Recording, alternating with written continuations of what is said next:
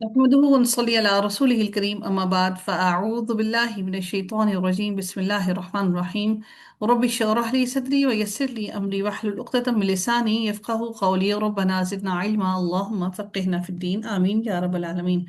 آغاز ہوتا ہے جی آج سورہ آل عمران کا، جو کہ یہ آل عمران ہے، ٹھیک ہے۔ آل یعنی کہ عمران کی آل، اچھا یہ عمران جو ہے یہ حضرت مریم علیہ السلام جو ہیں ان کے والد کا نام تھا، اور حضرت موسیٰ علیہ السلام کے والد کا نام بھی عمران ہی تھا، ٹھیک ہے۔ اور جو عمران ہیں یہ کوئی نبی نہیں تھے، یہ بہت بڑے عالم تھے، اور دین کا بہت زیادہ علم تھا ان کو، اور یہ اس وقت مسجد اقصیٰ کی خدمت کیا کرتے تھے، اور یہ بڑی تبرک اور بڑی اچھی بات سمجھی جاتی تھی، جو بھی انسان مسجد اقصیٰ کی خدمت کرنا یعنی کہ اس کی دیکھ بھال کرنا، ان کاموں پر یہ معمور تھے، اور اس وقت کے لوگوں میں، اس وقت کے علاقے میں، اس وقت وہاں کے علاقے میں یہ بہت زیادہ معتبر اور جانے پہچانی شخصیت کے حامل تھے یہ، اور بہت ہی نیک اور صالح انسان تھے۔ اچھا ان کی بھی اولاد جو ہے بہت سالوں تک ان کی بھی اولاد نہیں ہوئی۔ ہم دیکھتے ہیں کہ ہم وہ لوگ سمجھتے ہیں اس بات کو کہ اگر کسی کی اولاد نہیں ہوئی تو ہم اس کو طعنے دینا شروع کر دیتے ہیں، دیکھو جی اس کی اولاد نہیں ہے، علاج کراؤ۔ اب دیکھیے کہ انبیاء علیہ السلام، جتنے بھی انبیاء ہیں ان میں ہم حضرت ابراہیم علیہ السلام کو دیکھتے ہیں کہ ان کی اولاد بھی بہت عمر انہوں نے گزار دی، کیا ان کی دعاؤں میں کوئی کمی ہوئی ہوگی؟ نبی تھے، اور اللہ تعالیٰ نے بات بات پر ہر جگہ پر ان کو آزمایا، اور ان کو بہت آزمایا، پھر اولاد دے کر بھی اللہ تعالیٰ نے ان کو آزمایا۔ اللہ تعالیٰ نے جو انبیاء کو آزمائش میں ڈالا ان میں سے ہم میں سے کسی کے اوپر بھی کبھی وہ آزمائش نہیں آئی۔ پھر حضرت زکریا علیہ السلام کا بھی ہم ذکر پڑھیں گے انشاءاللہ اسی سورہ کے اندر، کہ حضرت زکریا علیہ السلام کی بھی اولاد نہیں تھی، بہت سالوں تک ان کی اولاد نہیں رہی، پھر انہوں نے بھی اللہ تعالیٰ سے دعا کی، اور پھر اللہ تعالیٰ نے ان کو اولاد عطا کی، اور پھر اللہ تعالیٰ نے ان کا نام بھی خود بتا دیا کہ یہ آپ کو اولاد عطا کرنے لگی ہے، اور پھر اس کا نام یہ ہوگا، سبحان اللہ۔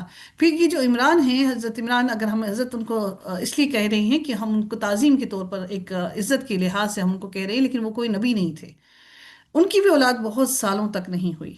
پھر جب اللہ تعالیٰ نے انہوں نے ایک منت مانگی کہ اگر کوئی اولاد ہوئی، اگر اللہ تعالیٰ نے کوئی اولاد دی اور بیٹا دے دیا تو وہ مسجد اقصیٰ کی خدمت کرے گا، لیکن اللہ تعالیٰ نے بیٹا دینے کی بجائے ان کو بیٹی عطا کر دی۔ اللہ تعالیٰ تو بہتر جانتا تھا کہ ان کے بطن میں جو پل رہا ہے وہ کون ہے، کیا ہے۔ تو یہ ساری کی ساری آزمائشیں، اگر ہم یہ سمجھتے ہیں کہ کسی کی اولاد نہیں ہے تو ہم اس کو بڑے ہی مشکلات میں ڈال دیتے ہیں، اور اگر کسی کی اولاد ہو جائے اور اس میں سے کسی کی بیٹی نہ ہو تو ہم اس پہ بھی مشکلات میں ڈال دیتے ہیں، جی بیٹا کیوں نہیں ہے؟ کیوں؟ کیونکہ ہم دنیا کے مال و متاع، دنیا کے مال اور اسباب کو اکٹھا کرنا چاہتے ہیں، جبکہ اللہ تعالیٰ ہمارے لیے آخرت چاہتا ہے، ہم دنیا چاہتے ہیں۔ تو جس کے دل میں مال کی حرص، محبت، دولت کی محبت ہے، تو یقیناً وہ اپنی اللہ رب العزت کی کسی بھی بات سے راضی نہیں ہوگا۔ بہت سے لوگ ایسے ہیں جو بیٹے ہوتے ہیں اور بیٹی کی خواہش میں بیٹوں کی لائن لگا دیتے ہیں، اور بہت سے ایسے ہیں جو ایک بیٹے کی خواہش میں بیٹیوں کی لائن لگا دیتے ہیں۔ میرا کہنے کا مقصد یہ ہرگز نہیں ہے کہ یہ مت سوچئے گا، میرا کہنے کا یہ مقصد ہرگز نہیں کہ اولاد پیدا کرنا کوئی گناہ ہے، لیکن ایک اولاد کی خواہش، ایک بچے کی خواہش کے لیے آپ نے اتنی بیٹیوں کو پیدا کیا، اگر ایک ہی بیٹا ہو جاتا تو شاید وہ اتنی بیٹیاں نہ پیدا کرتے، اور جب بیٹا ہوتا ہے تو پھر سب کہتے ہیں اب بس اولاد بہت ہے۔ تو پھر اگر آپ کو امت محمدیہ کو بڑھانے کا شوق تھا تو پھر اس کے بعد ہی بچے پیدا کرتے نا، نہیں کرتے۔ یعنی آپ اپنی خواہش کے تابع ہیں، تو اللہ تعالیٰ سے راضی ہونا سیکھیے، اللہ تعالیٰ نے جو عطا کیا اس سے راضی ہونا سیکھیے۔ اللہ رب العزت سے یہ دعا کیجئے کہ اللہ تعالیٰ جو اولاد دے، صحت اور ایمان کی بہترین حالت میں اللہ تعالیٰ ہمیں اولاد عطا کرے۔ آغاز کرتے ہیں سورہ آل عمران کا، اور حضرت مریم علیہ السلام کی، اور جو آپ دیکھتے ہیں کہ آل عمران ان کو کہا گیا کیونکہ حضرت عیسیٰ علیہ السلام کے بیٹے نہیں تھے، حضرت عیسیٰ علیہ السلام کے والد نہیں تھے، اس لیے ان کو آل عمران کہا گیا۔ یہ مدنی سورہ ہے، اور مدنی سوراز جو ہیں وہ ایز کمپیئر ٹو دا مکی سوراز یہ لانگ ہوتی ہیں، لمبی ہوتی ہیں، کیونکہ اس کے اندر احکامات زیادہ ہیں اور عمل کرنے کی باتیں بھی زیادہ ہیں، اور اللہ تعالیٰ کے احکامات بھی ان کے اندر زیادہ ہیں، فرائض زیادہ ہیں ان سوراز کے اندر۔ اور مکی سوراز کے اندر اللہ تعالیٰ کے حکم، وہ تمام کے تمام احکامات جو اللہ کے عذاب، اللہ تعالیٰ کے غصے، غضب اور وحدانیت کی طرف اشارہ دیتے ہیں، تو وہ تمام کے تمام مکی سوراز ہیں۔ آغاز کرتے ہیں ہم لوگ، اور اللہ تعالیٰ نے سورہ مکی سورج کے اندر زیادہ تر جو خطاب کیا گیا وہ لوگوں سے خطاب کیا گیا، یا ایہا الذین، ٹھیک ہے، وہاں پر لوگوں سے خطاب کیا گیا، جبکہ مکی سورج کے اندر بھی، مکی سورج مدنی جو سورج ہیں ان کے اندر اللہ تعالیٰ نے مومنوں سے بھی خطاب کیا، لیکن وہاں پر اللہ تعالیٰ نے زیادہ تر تمام لوگوں سے خطاب کیا۔ اور ہم دیکھتے ہیں کہ یہ سورہ جو ہے وہ حروف مقطعات سے آغاز ہوتا ہے اس کا، بسم اللہ الرحمن الرحیم، الف لام میم، ایک چھوٹی سی وضاحت کرنا چاہوں گی کہ حروف مقطعات ایسے ہرگز نہیں ہے کہ ان کا کوئی میننگ نہیں ہے، میننگ لیس ہے، ایسا نہیں ہے، بلکہ ہر حرف کا قرآن مجید کے اندر ہر حرف کا معنی ہے۔ جس طرح سے آپ بی پڑھتے ہیں تو با کا مطلب کیا ہوتا ہے؟ ساتھ۔ ہم انگلش یا اردو جو زبان ہے اس کے اندر لفظوں کے معنی ہوتے ہیں، جبکہ عربی زبان اتنی فصیح اور خوبصورت ہے کہ اس کے اندر حروف کے معنی ہوتے ہیں۔ تو حروف مقطعات ایسے ہیں جن کا علم اللہ تعالیٰ نے ہم میں سے کسی کو بھی عطا نہیں کیا، اس کا علم صرف اللہ تعالیٰ کے ساتھ ہے۔ اور اللہ تعالیٰ کہتے ہیں، اس کے بعد اللہ رب العزت نے اس سورہ کا بھی آغاز اپنی وحدانیت کی طرف اشارہ کرتے ہوئے فرمایا کہ اللہ لا الہ الا ہو، اللہ تعالیٰ وہ ہے جس کے سوا کوئی معبود نہیں، ہمیشہ زندہ ہے۔ یعنی آپ کی دعا سننے سے، اللہ تعالیٰ آپ کی بات سننے سے غافل نہیں ہے، وہ ہمیشہ سے زندہ ہے، ہر چیز کو قائم رکھنے والا ہے، ہر چیز کے نظام اسی کے ہاتھ میں ہے۔ اس نے آپ پر حق کے ساتھ کتاب نازل کی ہے، یہ کتاب حق اور سچ ہے، جو اپنے سے پہلی کتابوں کی تصدیق کرنے والی ہے، اور اس نے تورات اور انجیل بھی نازل کی، کیونکہ اہل مدینہ جو تھے وہ یہودی اور عیسائی تھے۔ اللہ تعالیٰ نے سب سے پہلے اپنی وحدانیت کا اظہار کیا، اور اللہ تعالیٰ نے فرمایا کہ وہ ذات ہے جس کو جو تمام عبادتوں کی لائق ہے اور وہ سب کچھ جاننے والا ہے۔ اسی نے تورات اور انجیل کو بھی نازل کیا ہے، اور اس سے پہلے لوگوں کے لیے ہدایت کے لیے، کہ تو مسلمانوں سے پہلے کی جو امتیں تھیں، ان کی ہدایت کے لیے اللہ تعالیٰ نے نازل کیا، اور اسی نے، وہی وہ رب ہے۔ اب تم تورات اور انجیل کو تو مانتے ہو، اللہ تعالیٰ نے پھر فرمایا اور اسی نے حق اور باطل میں فرق کرنے والا قرآن اتارا ہے۔ وَأَنزَلَ الْفُرْقَانَ، تثنیہ کا صیغہ ہے، فرقان یعنی کہ جو حق اور باطل کے درمیان میں فرق کرتا ہے۔ جس نے قرآن کو سمجھا نہیں، سیکھا نہیں، ترجمہ سمجھا نہیں، ترجمے کو پڑھا نہیں، وہ حق اور باطل کے درمیان میں کیسے فیصلہ کر سکتا ہے؟ اس کو تو علم ہی نہیں کہ حق کیا ہے اور باطل کیا ہے۔ یقیناً جن لوگوں نے اللہ تعالیٰ کی آیات کا کفر کیا، ان کے لیے زبردست عذاب ہے، اور اللہ تعالیٰ سب پر غالب اور بدلہ لینے والا ہے۔ اللہ جب بدلہ لینے پر آئے تو اس سے بھی کوئی بچ نہیں سکتا۔ بلا شبہ اللہ تعالیٰ وہ ہے جس سے کچھ بھی چھپا نہیں رہتا، نہ ہی زمین میں اور نہ ہی آسمان میں۔ وہی ہے جو رحموں میں جسے چاہتا ہے تمہاری جیسے چاہتا ہے تمہاری صورتیں بنا دیتا ہے۔ وہی ہے جو جانتا ہے کہ تمہارے رحم کے اندر تمہارے جسم کے اندر جو کچھ بھی ہے وہ کیسے ہے اور اس کی صورت کس طرح کی ہوگی۔ اللہ تعالیٰ ہی ہے جو جانتا ہے کہ تمہارے جسم کے اندر جو ہے اس کی صورت کس طرح سے ہوگی، اور اللہ تعالیٰ انسان کی تخلیق کو مختلف مراحل سے گزار کر شکل و صورت بناتا ہے۔ سوچئے کہ ایک وہ نطفہ جس سے اللہ تعالیٰ نے انسان کی تخلیق کی، چاہے وہ مسلمان ہو، کافر ہو، عیسائی ہو، ہر کوئی ہی اس کو ناپاکی اور گندگی سمجھتا ہے، اور اللہ تعالیٰ نے اس گندگی سے انسان کی تخلیق کی۔ آپ سوچئے اس بات کو کہ اللہ رب العزت وہ ذات ہے جو انسان کو اس غلیظ پانی سے، اللہ تعالیٰ نے اس غلیظ پانی سے انسان کی تخلیق کی، پھر بھی انسان ہے کہ وہ اتنی زیادہ اپنے آپ پر اتنا فخر محسوس کرتا ہے۔ ہمیں اپنی حیثیت کا اگر علم ہو کہ ہماری تخلیق کس چیز سے کی گئی ہے، تو یقیناً ہم اپنے آپ کو کچھ بھی نہ سمجھیں۔ اس کے سوا کوئی معبود نہیں، وہ سب پر غالب اور کمال حکمت والا ہے۔ وہی ہے جس نے آپ پر کتاب اتاری۔ نبی کریم صلی اللہ علیہ وسلم کو کہا جا رہا ہے کہ یہ آپ پر جو کتاب اتاری، جس میں سے بعض محکم آیات ہیں۔ یعنی محکم آیات سے مراد کیا ہے کہ جن کے میننگز جو ہیں وہ کلیئر ہیں، کلیئرلی اللہ تعالیٰ نے کہہ دیا کہ نماز پڑھو، زکوٰۃ ادا کرو، جن کے معنی کلیئر ہے۔ آپ کو فوراً پتہ لگ گیا آیت کو پڑھ کے کہ آپ اس کے معنی کیا ہیں، یہ کیا چیز ہے، اور وہی کتاب کی اصل ہیں۔ اور کچھ دوسرے کئی معنوں میں ملتی جلتی ہیں، کچھ متشابہات ہیں ملتے جلتے، جن میں آپ کو سمجھ نہیں آتی، ایگزیکٹلی پتہ نہیں چلتا کہ اس کا میننگ کیا ہے۔ تو اٹ مینس کہ آپ صرف اور صرف متشابہات آیات کو پڑھ کر آپ ایگزیکٹ اس دین کو سمجھ نہیں سکتے، آپ ایگزیکٹلی اس کے میننگ تک پہنچ نہیں سکتے until and unless کہ آپ ان لوگوں کی طرف نہ لوٹ کر جائیں جو علم میں راسخ ہیں، جن کو اللہ تعالیٰ نے علم عطا کیا، جنہوں نے مل کر بیٹھ کر اس کو سمجھنے کی کوشش کی۔ ہم سمجھتے ہیں کیونکہ جو لوگ اللہ تعالیٰ کے کلام کو سیکھنے کے لیے کوشش کرتے ہیں، محنت کرتے ہیں، اور جب مجلس میں بیٹھتے ہیں تو یقیناً ان مجلسوں کے اندر اللہ تعالیٰ کے فرشتے بھی موجود ہوتے ہیں، ان کے ذہنوں کی گروں کو کھولا جاتا ہے، ڈسکشنز ہوتی ہیں، اور اللہ تعالیٰ پھر ان کے دلوں کے اندر ان کے حق اور سچائی کو کھول کھول کر بیان کرتا ہے۔ جب آپ اکیلے بیٹھے ہوتے ہیں تو غالب گمان ہے کہ اکیلے بیٹھنے سے، یعنی آپ اکیلے بیٹھ کے سوچ رہے ہیں کہ بھئی میں اکیلے ہی خود بخود ہی سارا کا سارا قرآن پڑھ لوں اور سیکھ لوں، میں سب کچھ سیکھ لوں اکیلے ہی، تو ممکن ہے کہ آپ کے ساتھ شیطان، اور غالب گمان بھی ہے کہ شیطان آپ کے ساتھ آ کے شامل ہو جائے، اور شیطان آپ کے دلوں میں معلوم نہیں کیا کیا وسوسے ڈال دے اور آپ کو کس راہ پر چلا لے۔ اس لیے آپ محفل کے اندر بیٹھی ہوئی، محفل کے اندر سیکھی ہوئی چیز کو آپ انڈیویجلی سیکھی ہوئی چیز سے کمپیئر نہیں کر سکتے، آپ یقیناً اس سے کئی گنا زیادہ سیکھیں گے۔ اللہ تعالیٰ فرماتے ہیں اور کچھ دوسری کئی معنوں میں ملتی جلتی ہیں۔ اچھا، اگر آپ، بسا اوقات ایسا ہوتا ہے کہ میں ریکارڈنگ کر کے ڈال دیتی ہوں کہ چلو جی میں آج ریکارڈنگ کر کے ڈال دیتی ہوں، اب وہی قرآن، وہی آیات، وہی باتیں ہوتی ہیں، لیکن جب آپ لوگ میرے ساتھ موجود ہوتے ہیں تو اللہ رب العزت خود بخود ان چیزوں کو ہمارے سامنے کھولتا ہے، اور وہ چیزیں خود بخود بیان ہونا شروع ہو جاتی ہیں جو اکیلے میں نہیں ہوتی۔ کیوں؟ کیونکہ اس وقت آپ کے ساتھ فرشتے بھی شامل ہوتے ہیں، اللہ تعالیٰ آپ کی مدد کر رہے ہوتے ہیں۔ جب آپ اکیلے تنہا بیٹھے ہوتے ہیں تو آپ کے ساتھ جنات بیٹھے ہوتے ہیں، کیونکہ ہم ان کو نہیں دیکھتے، ہم ان کو دیکھ نہیں پاتے، اور شیطان بھی تو جنات میں سے ہے۔ اس لیے کوشش کیجئے کہ ایسی محفلوں کا حصہ بنیے۔ تو اللہ تعالیٰ فرماتے ہیں کہ پھر جن کے دلوں میں کجی ہے وہ اس میں سے ان آیات کے پیچھے لگ جاتے ہیں، یعنی کہ جو کئی معنوں میں ملتی جلتی ہیں، اس لیے پیچھے پڑ جاتے ہیں کہ بھئی ہمیں اس کا مطلب بتاؤ۔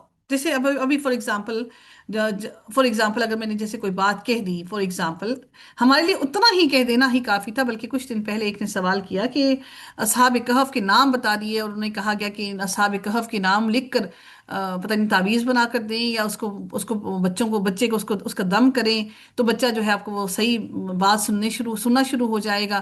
تو یعنی کہ ہمیں اللہ تعالیٰ نے جو حق بتانا چاہا، ہم اس حق کو چھوڑ کر اصحاب کہف کے ناموں کے پیچھے پڑ گئے۔ اچھا، بہت سے لوگوں کو یہ بھی شک ہوتا ہے، وہ پوچھتے ہیں کہ جی نبی کریم صلی اللہ علیہ وآلہ وسلم کے آباء و اجداد جو ہے وہ کون سے دین پر تھے، اللہ ان کے ساتھ کیا معاملہ کرے گا؟ کیا ہمیں اپنے بارے میں علم ہے کہ ہم جنت میں داخل ہوں گے یا جہنم میں جائیں گے؟ کیا ہم نے اپنی قبریں، اپنی گردنیں ہم نے اللہ تعالیٰ سے آزاد کروا لی کہ ہم وہاں تک اپنی سوچ کو لے کر جائیں؟ اللہ تعالیٰ نے کیا فرمایا کہ وہ ایک امت تھی جو گزر چکی، نہ تم سے ان کے بارے میں سوال کیا جائے گا، نہ ان سے تمہارے بارے میں سوال کیا جائے گا۔ جس نے جو کمایا وہ اس کے لیے ہے، تو ان کو چھوڑ دیجئے۔ میں ایک بات صرف سمجھتی ہوں کہ آل محمد جو ہے، نبی کریم صلی اللہ علیہ وسلم کی جو آل ہیں، امام حسین، ہم امام حسن، اور ان کے ساتھ جو بھی معاملات ہیں، ہم ان کی دل سے محبت ان سے کرتے ہیں، اور ہماری جانیں فدا ہیں اپنے نبی پر، ان کی آل پر۔ لیکن ہم بیٹھ کر اس بحث میں اور مباحثے میں پڑ جائے، کیونکہ ہمیں تفرقے میں پڑنا ہے، ہمیں ہم نے فرقہ واریت کو پھیلانا ہے، تو ہم تو ان باتوں میں لے کر بیٹھ جائیں گے۔ جو اصل دین ہے، ہم اس اصل دین کو، اصل چیز کو چھوڑ کر ہم ان چیزوں کے پیچھے پڑ گئے جس سے ہمیں کوئی فائدہ حاصل نہیں۔ فائدہ حاصل کس چیز سے ہے؟ اللہ کی وحدانیت کو ماننا، جو میرے رب نے کہہ دیا اس کو سننا، اس پر عمل کرنا، جو میرے رسول نے کہہ دیا اس کو سننا، اس پر عمل کرنا۔ That's it۔ اس سیدھی سیدھی راہ کو اپنا لیجئے تو یقیناً اس میں کامیابی ہے۔ اللہ تعالیٰ فرماتے ہیں کئی معنوں میں ملتی جلتی ہیں، فتنے کی تلاش کے لیے آج مسلمان بھی تو یہی کر رہے ہیں نا، فتنہ تلاش کرتے ہیں، ان متشابہات کے پیچھے پڑ جاتے ہیں، اور اس کی اصل مراد کی تلاش کے لیے، حالانکہ ان کی اصل مراد کو اللہ تعالیٰ کے سوا کوئی نہیں جانتا۔ تو بہتر ہے ان معاملات کو اللہ پر چھوڑ دیجئے۔ اور علم میں پختگی رکھنے والے لوگ کہتے ہیں کہ ہم اس پر ایمان لائے، سب ہی ہمارے رب کی طرف سے ہے، اور نصیحت نہیں قبول کرتے مگر جو عقل مند ہیں۔ اب یہ بڑی اہم ترین دعا ہے، یہ نبی اکرم صلی اللہ علیہ وآلہ وسلم بھی یہ دعا کیا کرتے تھے۔ سب سے اہم ترین دعا، اگر آپ اس محفل کا یا کسی بھی قرآن کلاس کا یا کہیں پر بھی ایمان کو اپنے بڑھانے کے لیے کسی بھی جگہ کا حصہ ہوتے ہیں، تو یہ لازم نہیں کہ ایمان کو بڑھانے کے لیے آپ جب پڑھ رہے ہیں، سیکھ رہے ہیں، تو آپ کو اللہ اس پر استقامت بھی عطا کرے۔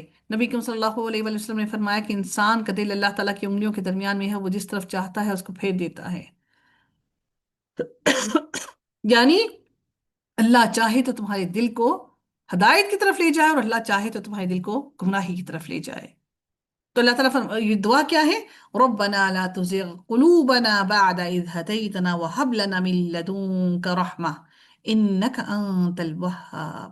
اے ہمارے رب، آپ ہمارے دلوں کو ٹیڑھا نہ کر دینا اس کے بعد کہ جب آپ نے ہمیں ہدایت دی، اور ہمیں اپنے پاس سے رحمت عطا فرمانا، بے شک آپ ہی بے حد عطا کرنے والے ہیں۔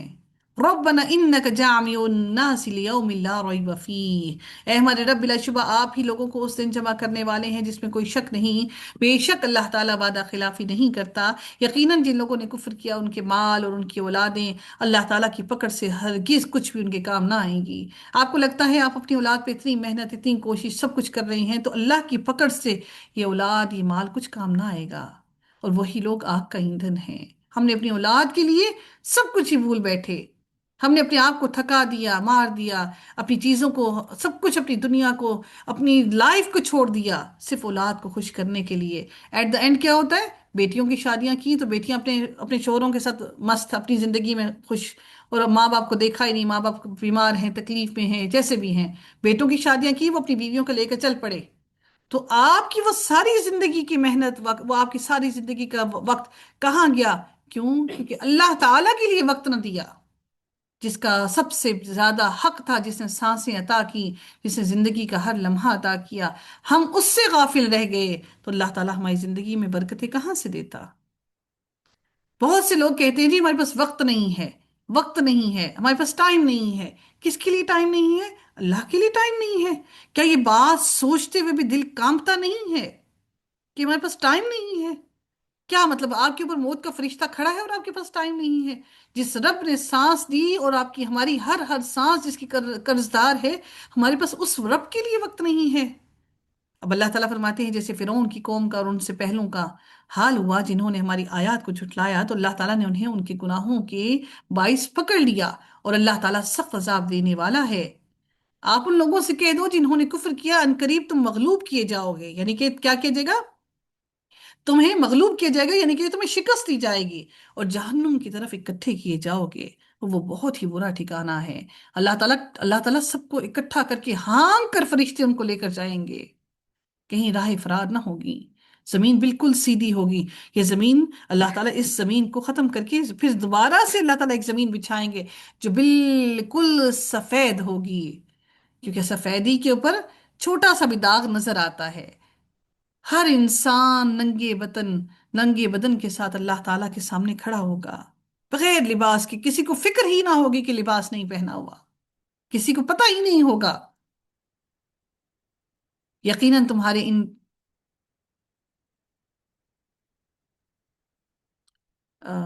یقیناً تمہارے لیے ان دو گروہوں میں ایک نشانی تھی جو ایک دوسرے کے مقابلے میں آئے۔ ایک گروہ اللہ تعالیٰ کی راہ میں لڑ رہا تھا اور دوسرا گروہ کافر تھا۔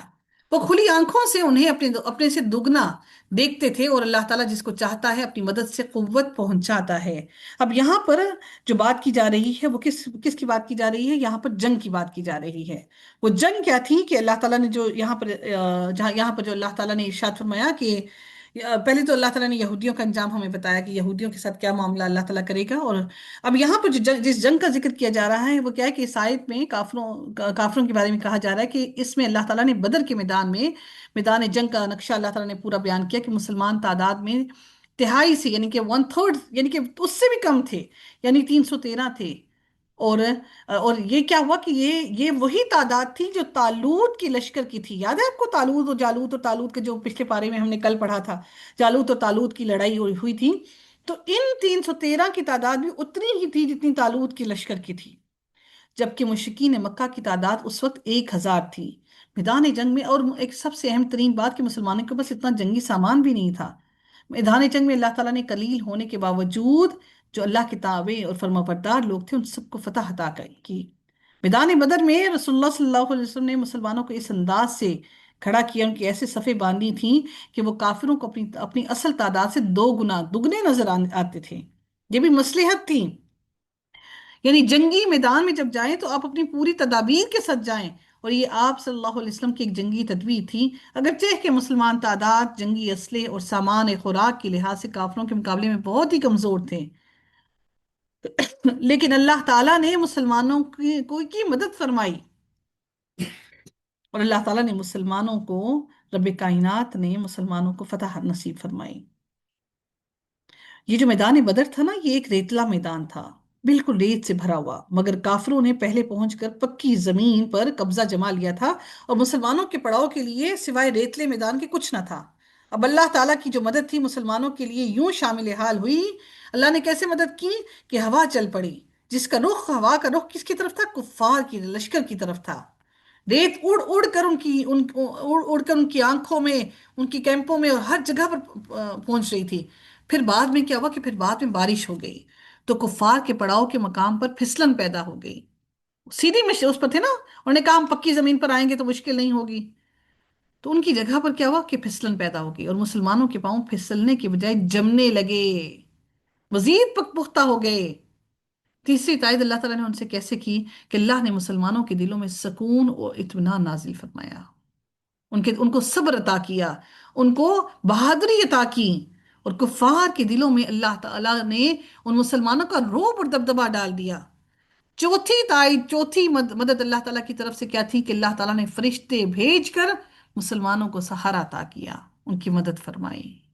सुभान अल्लाह। ये वो ये वो उनकी मदद थी कि उनका ये अल्लाह पर भरोसा था।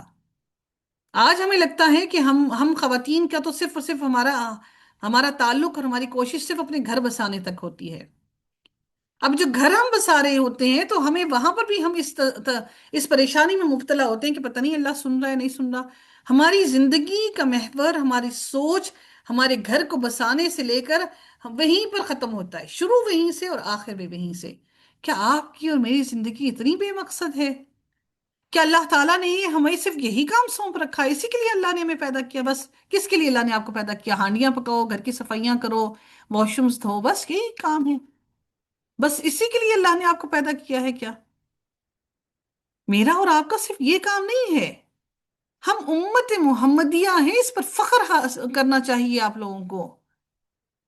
इससे कई गुना ज्यादा जिम्मेदारी है आपकी और मेरी। अपनी जिंदगियों को जाय मत कीजिए। अल्लाह ताला से दुआ कीजिए, "ऐ परवरदिगार, हमें जाय होने से बचा ले।" आज तक जो जिंदगी कितने साल हमने जाया कर दिए, सोचिए उन एक एक लम्हे का अल्लाह को हम हिसाब देने के लिए बैठेंगे तो क्या हिसाब देंगे? ये दो दो ग्रोहों की अब फिर से बात हो रही है। क्या? एक मुसलमान, एक काफिर, दोनों लड़ रहे थे आपस में। एक ग्रोह अल्लाह ताला की राह में लड़ रहा था और दूसरा ग्रोह काफिर था। वो खुली आंखों से उन्हें अपने से दुगना देखते थे। और अल्लाह ताला जिसको चाहता है अपनी मदद से कुव्वत पहुंचाता है। यकीनन अहले बसीरत के लिए बड़ी इबरत है, लोगों के लिए नफसानी ख्वाहिशात की मोहब्बत खुशनुमा बना दी गई। जो औरतें और बेटे और सोना चांदी की जमा किए हुए खजाने और निशान ज़दा घोड़े और मवेशी और खेती हैं, ये अल्लाह ताला ने इंसान के दिलों में ये मोहब्बतें डाल दी हैं। अल्लाह ताला ने क्या फरमाया? लोगों के लिए नफसानी ख्वाहिशात की मोहब्बत खुशनुमा बना दी गई है। हमें अच्छी लगती है ना ये सारी चीजें। सबसे पहली बात अल्लाह ताला ने किसकी की? औरत की। औरत की, कि औरत जो है इंसान को, मर्द को सबसे पहली चीज औरत, औरत अटेंशन उसकी लेती है। ख्वाहिश यही होती है, पैसा आया सबसे पहला काम क्या करें जी? शादी कर ले। दूसरा काम क्या? कि औलाद हो तो बेटे हो। तीसरा काम क्या? सोना चांदी के खजाने हों। अब घोड़ों की बात क्यों की जाती है? क्योंकि उस वक्त जो वो जो वक्त था, उस वक्त घोड़े उन लोगों के पास हुआ करते थे जो जंगी सामान, साजो सामान भी और जाहिर आने जाने के लिए भी इस्तेमाल किया करते थे, सवारी भी थी उनकी। आज हम क्या, आज हमारे, हम तो घोड़े नहीं रखते ना। आज हम क्या, आज हमारी ख्वाहिश क्या है? सवारी के लिए गाड़ी हो। गाड़ी एफएक्स या मेरान नहीं रखनी, बड़ी से बड़ी। देखे, ख्वाहिश। और घोड़े भी आला तरीन नस्ल के निशान ज़दा घोड़े। सोचे कि ये नहीं कि कोई आम सा घोड़ा हो, नस्ली घोड़ा हो, सबसे महंगा तरीन। हमें भी मर्सिडीज गाड़ी चाहिए, उससे बड़ी क्या है? लेमोजीन। हम्म। पता नहीं एक फरारी भी है कोई इस तरह की, वो गाड़ियां हमें चाहिए जी। अच्छा हाँ, जो थोड़ा सा ऊपर चढ़ने की कोशिश करते हैं तो वो पता नहीं वो डाले और किस किस्म की, हमें हम हमारी ख्वाहिशात देखें। अल्लाह ने डाल दी है मोहब्बत दिल के अंदर, लेकिन इस मोहब्बत को जो इंसान अपने आप को मुसाफिर समझेगा तो यकीनन वो इस मोहब्बत को अपने लिए कम जरूर करेगा। और अल्लाह फरमाते हैं कि मवेशी और खेती हैं। ये जो देहात के लोग हैं वो मवेशी ज्यादा से, एक बकरी है जी, दो हो जाए, तीन हो जाए, चार हो जाए, वो मुर्गियां हैं तो ज्यादा से ज्यादा हों, वो गाय हैं तो ज्यादा से ज्यादा हों, तो हर एक का अल्लाह ने कह दिया। शहरी लोगों ने घोड़े चाहे और देहाती लोगों ने मवेशी और खेती बाड़ी चाही। ये सब दुनिया का सामान है। ज़ालिका मताउल हयाती दुनिया। अल्लाह ताला फरमाते हैं और अल्लाह ताला के पास बहुत अच्छा ठिकाना है। ए नबी, आप कह दें क्या मैं तुम्हें उन सब से बेहतर ना बताऊं? परहेजगारों के लिए उनके रब के पास जन्नतें हैं। ये है परहेजगारों के लिए। अब परहेज करने वाला कौन है? बीमारी हो, आपको कोई तकलीफ हो, शुगर हो, डायबिटिक है, हाई ब्लड प्रेशर है, तो क्या करते हैं? हर चीज से परहेज शुरू हो जाता है। पता है जी डायबिटीज ज्यादा हो गया, हमारे किडनीज फेल हो जाएंगे, हमारा हार्ट इफेक्ट होगा, हमारी नजर खत्म हो जाएगी। हाई ब्लड प्रेशर हुए, नमक खाते रहे, अगर नमक खाते रहे, आप खाते रहे तो फालिज का मसला हो जाएगा। हम्म। कितना परहेज करते हैं दुनिया के कामों के लिए कि भाई बच जाएं, बीमारी को मजीद बढ़ने से बचा लें। क्या अल्लाह ताला के लिए परहेज किया? उन कामों से जिससे अल्लाह ने रोका। तो फिर तकवा कहाँ से नसीब होगा? फिर दिलों को सुकून कहाँ से नसीब होगा? फिर मेरा रब राजी कहाँ से होगा? तकवा इख्तियार ही नहीं किया, मुत्तकी बने ही नहीं और जन्नत की ठेकेदार बन गए, तो कहाँ से जन्नत मिलेगी? दुनिया भी फिर कहेंगे हमने दुनिया भी ख्वारी में गुजार दी और आखिरत भी हमने कुछ ना कमाई। दुनिया ना पा सके तो आखिरत के लिए तो कुछ बना लें। जिनके नीचे नहरें बहती हैं उनमें वो हमेशा रहने वाले। नहरें क्यों बहती हैं? क्योंकि वहां पर हर तरह का फल है और निहायत पाक साफ बीवियां हैं और अल्लाह ताला की रजामंदी है। सुभान अल्लाह। अल्लाह ताला फरमाते हैं ना कि जन्नत में तुम्हें सारी नेमतों से बढ़कर जो नेमत अता की जाएगी वो मेरी रजा होगी। मेरा रब हमें अपनी रजा अता कर दे, मेरा रब हमसे राजी हो जाए। और अल्लाह ताला खूब देखने वाला है, अल्लाह अपने बंदों को खूब देखने वाला है। वो लोग जो कहते हैं ए हमारे रब, बिलाशुबा हम ईमान लाए, रब्बना इन्नना आमन्ना फगफिर लना ज़ुनूबना वक़िना अज़ाबन्नार, जो ये कहते हैं कि बिलाशुबा हम ईमान लाए सो हमारे लिए हमारे गुनाह बख्श दे और हमें आग के अजाब से बचा ले। तो अल्लाह ताला फरमाते हैं सबसे पहली बात मेरे रब ने कही है अस्साबिरीना, क्या सब्र करने वाली हैं हम लोग? सब्र करते, वो सब्र करने वाले, वस्सादिकीना सच बोलने वाली, वलकानितीन और फर्मा बरदारी करने वाले। कितने फर्मा बरदार हैं हम अपने शोहरों के, अपने सास ससुर के, अपने माँ बाप के, अपनी औलाद के। मेरे बच्चे को ये नहीं पसंद तो मेरा बच्चा नहीं खा रहा तो मैं चलो कुछ और बना कर दे दूं। ये हमारी माओ की फर्मा बरदारी है अपनी औलाद के लिए। अल्लाह के लिए क्या फर्मा बरदारी है? वलमुनफिकीना और खर्च करने वाले। देखिए अगर आप सोचते हैं कि हमारे पास है ही नहीं, हम खर्च कहाँ से करें, हम क्या करें? तो देखिए आज के वक्त में किसी के पास इतना नहीं होता कि माल की कोई इंसान खर्च कर सके। आपने क्या करना है? अपनी ख्वाहिशों को कम करना है। उस ख्वाहिशों को कम करके उसमें से खर्च करना है। अगर साल में 3 जोड़े कपड़े बनाते हैं तो 2 बना लें। वो जो तीसरे जोड़े के कपड़ों के पैसे हैं वो अल्लाह की राह में दे दें। जो पहना ओढ़ा जिसको पुराना कर दिया वो तो जाय कर दिया, जो अल्लाह के अकाउंट में डाल दिया वो तो बढ़ता ही जा रहा है। हम सोचते हैं जी बैंक में पैसे डाल दिए तो वो हमें प्रॉफिट दे रहे हैं, क्योंकि वो प्रॉफिट हमें नजर आ रहा है। अल्लाह के लिए जो दिया वो प्रॉफिट नजर नहीं आ रहा। और सहरी के औकात में बख्शिश मांगने वाले। अल्लाह ताला ने और फरिश्तों ने और अहले इल्म ने गवाही दी है, सुभान अल्लाह, कि बेशक अल्लाह ताला के सिवा कोई माबूद नहीं, इस हाल में कि वो इंसाफ पर कायम है, इसके सिवा कोई माबूद नहीं, सब पर गालिब कमाल हिकमत वाला है। यकीनन दीन अल्लाह ताला के नज़दीक इस्लाम है। इस्लाम क्या है? इस्लाम का मतलब क्या है? इस्लाम का मतलब है कि अपने आप को अल्लाह ताला के सुपुर्द कर देना। आप किसी डॉक्टर से अपना इलाज करवा के देखें ना, और आप अपने अपनी मर्जी चला कर देखें, डॉक्टर ने जो दवाई दी है उसको छोड़ के अपनी मर्जी की दवाइयां खा कर देखें। फिर देखें आपको डॉक्टर आपके साथ करता क्या है, उठा के बाहर फेंकेगा हॉस्पिटल से। क्योंकि हम अपने आप को पूरा का पूरा डॉक्टर के हवाले कर देते हैं, उसको सौंप देते हैं। इस्लाम क्या है? कि अपने आप को मुकम्मल तौर पर अल्लाह के सुपुर्द कर देना। और जिन लोगों को किताब दी गई उन्होंने इख्तलाफ नहीं किया, मगर इसके बाद कि उनके पास इल्म आ चुका, आपस में जिद की वजह से। और जो अल्लाह ताला की आयत से कुफ्र करता है तो यकीनन जल्द ही अल्लाह हिसाब लेने वाला है। फिर वो लोग अगर किस आपसे झगड़ा करें तो आप ए नबी आप उनसे कह दें कि मैंने और जिन्होंने मेरी पैरवी की अपने चेहरे को अल्लाह ताला की ताबे कर हमने अपने चेहरे को अल्लाह की ताबे कर दिया। यानी हमने अपना रुख मुकम्मल अल्लाह की तरफ मोड़ लिया, उसकी तरफ मुड़ गए। और आप उन लोगों से जो किताब दिए गए और उन और अनपढ़ों से कह दें, उम्मीयीना अनपढ़ों से कह दें, क्या आप और मैं अनपढ़ हैं? इतनी डिग्रीज तो ली हैं, हम इंजीनियर्स भी बन गए, डॉक्टर्स भी बन गए, उसके बाद हम बेहतरीन फार्मिस्ट भी बन गए। हमने तो चलो मास्टर्स भी कर लिए, हमने सब्जेक्ट्स में स्पेशलाइजेशन भी कर ली। हम अनपढ़ हैं? हम अनपढ़ नहीं हैं, हम तो पढ़े लिखे हैं, लेकिन हम उनसे ज्यादा बड़े अनपढ़ हैं कि हमें तो कुरान की समझ ही नहीं। अनपढ़ों को तो शायद अल्लाह ताला फिर भी किसी ना किसी सूरत में माफ कर ही दे, उन पर अल्लाह रहम कर ही दे। हमें तो अल्लाह ने फिर माफ ही नहीं करना, कि सारी जिंदगी दुनिया के पीछे भागते रहे, सारी जिंदगी पढ़ते रहे, सारी जिंदगी किताबें उठा उठा के रटते रहे, रट्टे लगा लगा कर, पूरी पूरी रातें जाग जाग कर मेहनत की। लेकिन खुदा जानता है कि जो कुरान सीखने बैठते हैं ना, اور 1 گھنٹہ بھی دے دیں تو ان کو کیا ہوتا ہے کہ اف اللہ، ہم اتنی محنت کر رہے ہیں، اتنی کوشش کر رہی ہیں، ہمیں اتنا وقت دینا پڑ رہا ہے، کیا راتوں کو اٹھ کر بیٹھ بیٹھ کر قرآن کو سیکھنے کی کوشش کی؟ کیا تم تابع ہو گئی؟ پھر اگر وہ تابع ہو جائیں تو یقیناً ہدایت پا گئی، اگر تم تابع ہو جاؤ اللہ کی تو وہ ہدایت پا جاؤ گے، اور اگر وہ منہ موڑ لیں تو آپ کے ذمے سے پیغام پہنچا دینا ہے، اور اللہ تعالیٰ بندوں کو خوب دیکھنے والا ہے۔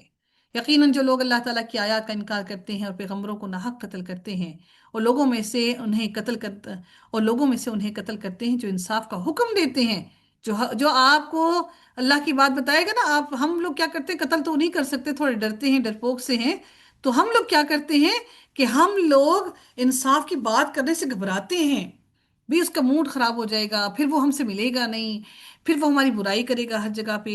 ہم انصاف اور حق کی بات کرنے سے بھی گھبراتے ہیں، ہمارے ایمان اتنے کمزور ہیں۔ تو آپ انہیں دردناک عذاب کی بشارت دے دیں، فبشرہم۔ اللہ، آپ سوچیں کہ اللہ تعالیٰ نے کتنے سختی کے الفاظ یہ کہے کہ انہیں دردناک عذاب کی بشارت دے دیں، انہیں خوشخبری دے دیں، یہ لو جی، پہنچ گیا تمہیں۔ یہی لوگ ہیں جن کے اعمال دنیا میں بھی اور آخرت میں بھی ضائع ہو گئے۔ اللہ ہمارے اعمال کو بچا لے، اور ان کے لیے کوئی مددگار نہیں۔ اللہ تو ہمارا حامی اور ناصر بن جا۔ کہ اے عالم تری الی الذین اوتوا، کیا آپ نے ان لوگوں کو نہیں دیکھا جنہیں کتاب کا ایک حصہ دیا گیا تھا؟ انہیں اللہ تعالیٰ کی کتاب کی طرف بلایا جاتا ہے تاکہ وہ ان کے درمیان فیصلہ کریں، یعنی کہ اللہ کی کتاب کے مطابق فیصلہ کریں، پھر ان میں سے ایک گروہ منہ موڑ لیتا ہے، اس حال میں کہ وہ منہ موڑنے والے ہوتے ہیں۔ ہم بھی بالکل یہی کرتے ہیں، ہم منہ موڑ کے بیٹھ جاتے ہیں، جی ہم نے تو سنا ہی کوئی نہیں۔ کہ اچھا، ایک اور بہانہ بھی ہم خواتین کرتی ہیں کہ بھئی اگر پڑھ لیا نا تو پھر عمل بھی کرنا پڑ جائے گا۔ اللہ اکبر!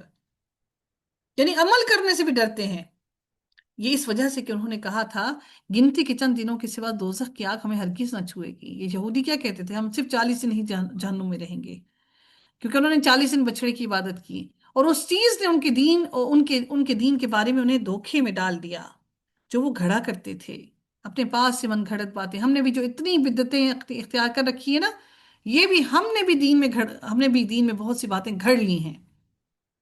تو کیا حال ہوگا جب ہم انہیں اس دن کے لیے اکٹھا کریں گے جس میں کوئی شک نہیں، اور ہر جان کو اس کا پورا پورا بدلہ دیا جائے گا جو اس نے کمایا، اور ان پر ظلم نہیں کیا جائے گا۔ اے نبی، آپ ان سے کہہ دیں، آپ کہہ دیں، اے اللہ، اللہم مالک الملک تؤتی الملک من تشاء وتنزع الملک، بادشاہی کے مالک تو جس کو چاہتا ہے بادشاہی عطا کرتا ہے، اور جس سے چاہتا ہے بادشاہی چھین لیتا ہے۔ وَتُعِزُّ مَن تَشَاءُ وَتُذِلُّ مَن تَشَاءُ، اور تو جس کو چاہتا ہے عزت دیتا ہے، اور جس کو تو چاہتا ہے ذلیل کر دیتا ہے۔ بِيَدِيكَ الْخَيْرُ، اور تیرے ہاتھ میں ہی ساری بھلائی ہے، تو ہر چیز پر یقیناً پوری طرح قدرت رکھنے والا ہے۔ ہم سمجھتے ہیں کہ ہمیں فلاں بندے نے ذلیل کر دیا، فلاں نے ہمیں بے عزت کر دیا، فلاں نے ہماری عزت نہیں کی، تو عزت تو میرے رب نے دینی ہے۔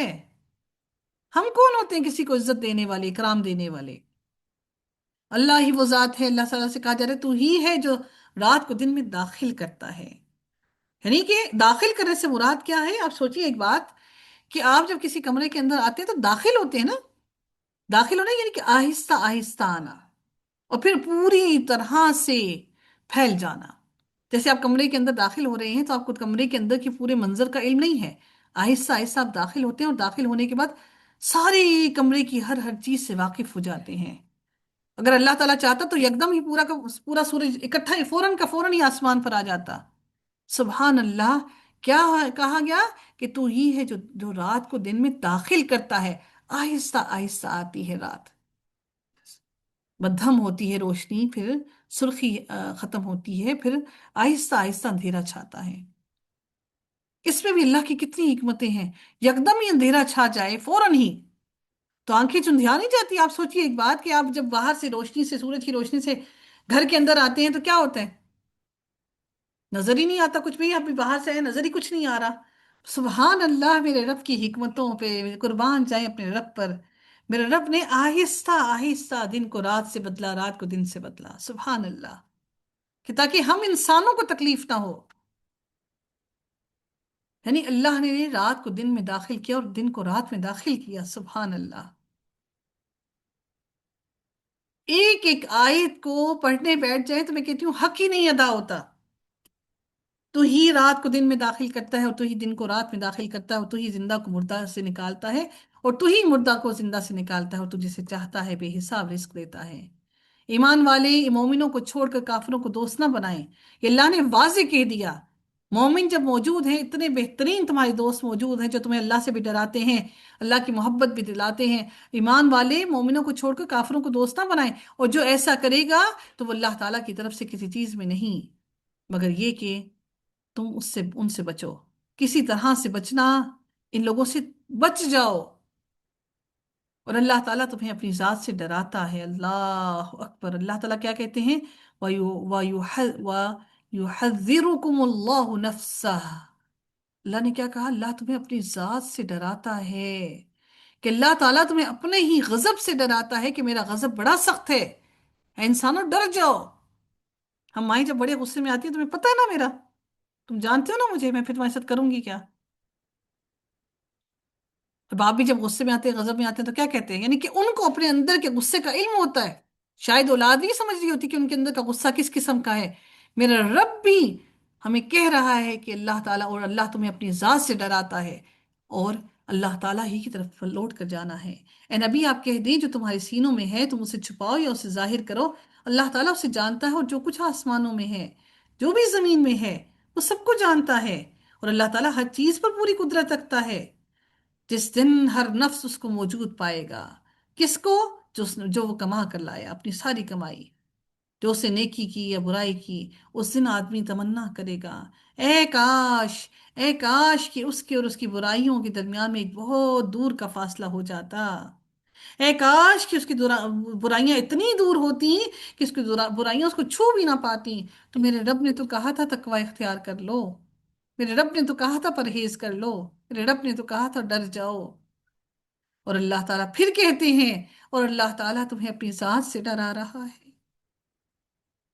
اللہ تعالیٰ اپنی ذات سے تمہیں ڈرا رہا ہے۔ پھر میرے رب نے یہ بھی دل کو آسرا دیا، اور اللہ تعالیٰ بندوں پر بے حد نرمی کرنے والا ہے، یعنی ڈرا تو رہا ہے لیکن وہ نرمی کرنے والا ہے۔ تم اس کی نرمی کو نہیں پاتے، تم اس کے غضب اور غصے کو آواز دیتے ہو۔ اللہ تعالیٰ فرماتے ہیں، اے نبی آپ کہہ دیں اگر تم اللہ تعالیٰ سے محبت کرتے ہو تو میری پیروی کرو، فاتبعونی یحببکم اللہ۔ اللہ اکبر! میری اور آپ کی پیروی کیا ہے نبی کرم صلی اللہ علیہ وسلم کی؟ ہم کیا پیروی کرتے ہیں اپنے نبی کی؟ ہم چاہتے ہیں جی فلاں فلاں درود بھی پڑھ لیں، فلاں فلاں چیزیں بھی پڑھ لیں، حالانکہ نبی نے تو اس کا حکم ہی نہیں دیا۔ فلاں چیزوں کو اتنی دفعہ کہہ لیں، تو پیروی کرنی کیا ہوتی ہے؟ اس کے نقش قدم پر چلنا۔ تو ہم تو اپنی مرضی کا کرتے ہیں جی، فلاں نے بتایا تھا فلاں کیا، فلاں کام کیا تو ہم نے یہ کر لیا، فلاں جگہ پہ چڑھاوا چڑھا دیا، فلاں جگہ پہ آج ہم نے نیازیں بانٹ دی، آج ہم نے فلانا کر دیا، اس نے ایسا کیا تو ہم، یعنی آپ کا دین اس سے منسلک ہے۔ اس سے مراد کیا؟ ہماری سوسائٹی، سوسائٹی کے لوگوں سے منسلک ہے۔ دین تو میرے رب کا ہے۔ کیا کہا اللہ نے؟ یعنی اللہ نے بھی اپنی ذات سے ڈرایا، اور پھر کہا کہ میں نرمی کرنے والا ہوں، اور اگر اللہ کی نرمی چاہتے ہو تو کیسے کیا کرو؟ کہ میری پیروی کرو۔ اللہ تعالیٰ تم سے محبت کرے گا۔ تم اللہ کی محبت کیسے پاؤ گے؟ جب اپنے نبی کی پیروی کرو گے۔ ہمیں نبی سے محبت ہی نہیں، ہم نبی کی بات ہی نہیں سننا چاہتے، تھک جاتے ہیں بیٹھ کر باتیں سن سن کر۔ تو اللہ کہاں اللہ کی محبت کو پائیں گے؟ اللہ کی محبت پانے کے لیے ایک رستہ ہے، وہ کیا؟ کہ نبی کی بھی پیروی کرو، کہ قرآن کو سیکھو گے۔ اب نبی کی پیروی کرنی کیا ہے؟ حضرت عائشہ سے پوچھا گیا کہ نبی صلی اللہ علیہ وسلم کا اخلاق کیا تھا، تو انہوں نے کہا کیا کیا قرآن نہیں پڑھا کیا؟ قرآن کی ہر ہر آیت، قرآن کا ہر ہر لفظ ان کی زندگی کے گزارنے کا طریقہ تھا۔ قرآن زندگی گزارنے کا طریقہ ہے۔ قرآن صرف پڑھنے کے اور حفظ کرنے کے لیے نہیں اللہ نے بھیجا۔ انفارچونیٹلی ہم نے قرآن کو صرف پڑھنے کے لیے، قرآن کو صرف پڑھنے کے لیے چھوڑ دیا بس۔ بالکل درست کہا انہوں نے کہ ہم خواتین تو اپنی آئی بروز کو بنانا نہیں چھوڑ سکتے، ہم پلکنگ کروانے نہیں چھوڑ سکتے، اور بھی ہم ہماری شکل ہی کوئی جانوروں جیسی لگے گی۔ لعنت کی ہے اللہ نے اور اس کے نبی نے ان عورتوں پر، مطلب ہر لعنت ملامت کے لیے ہم عورتیں ہی ہیں۔ مردوں کو دیکھا ہے، انفارچونیٹلی مرد بھی اس طرف نکل پڑے ہیں، لیکن اتنے بھی نہیں نکلے ابھی۔ پتہ نہیں ہم عورتوں کا کیا بنے گا۔ तरस नहीं आता अपनी जात पर, खुद पर। सारी जिंदगी थक थक कर, काम कर कर के कमरे तोड़ दी, बच्चे भी पैदा किए, फिर घरों में आए, बच्चे उठाकर घरों में आए तो फिर ससुराल की बातें भी सुने जी, ये निराली, ये लेट गई, ये आते साथ ही बिस्तर पर, हमने तो ऐसे बच्चे पैदा नहीं किए थे। सारी मुशक्कतें उठाई, और फिर अल्लाह और उसके नबी की लानतें भी ले ली। तो वैसी जिंदगी, मर्द तो इतने सुकून में है, उन्हें कोई फिक्र ही कोई नहीं, गुनाहों से भी आजाद। पता नहीं हम कौन सी ख्वाहिशात में मुब्तला हैं। हालांकि अल्लाह ताला ने औरत की, मर्दों के दिलों में औरत की ख्वाहिश डाली है। औरत के लिए नहीं कहा कि औरत के दिल में मर्दों की ख्वाहिशात डाल दी, अल्लाह ने मर्द के दिल में औरत की ख्वाहिश डाली है। यानी उनके, आप सोचें कि उनके लिए इस जंग से लड़ना कितना मुश्किल होगा, उसके बावजूद भी वो सब्र किए हुए हैं। और हम औरतों से सब्र ही नहीं होता। हमारे लिए अल्लाह ने दुनिया की जिंदगी को इतना मुज़य्यन नहीं किया जितना मर्द के लिए किया, क्योंकि मर्द हर वक्त घर से बाहर होता है। आप सोच सकते हैं कि वो कितनी बड़ी आजमाइश में मुब्तला है, उसके बावजूद भी वो हम औरतों से बेहतरीन है। ए नबी, आप कह दें अगर तुम अल्लाह ताला से मोहब्बत करते हो तो मेरी पैरवी करो, अल्लाह ताला तुमसे मोहब्बत करेगा और तुम्हारे गुनाह माफ करेगा। और अल्लाह ताला बेहद बख्शने वाला और बेहद रहम करने वाला है। आप कह दें अल्लाह ताला की और उसके रसूल की ताअत करो। फिर अगर वो मुंह मोड़ जाएं तो अल्लाह ताला काफिरों को यकीनन पसंद नहीं करता। यकीनन अल्लाह ताला ने तुम्हारे तमाम जहानों में से आदम को और नूह को और इब्राहिम के खानदान को और इमरान के खानदान को मुंतखब फरमाया, किसके लिए? नबूवत के लिए।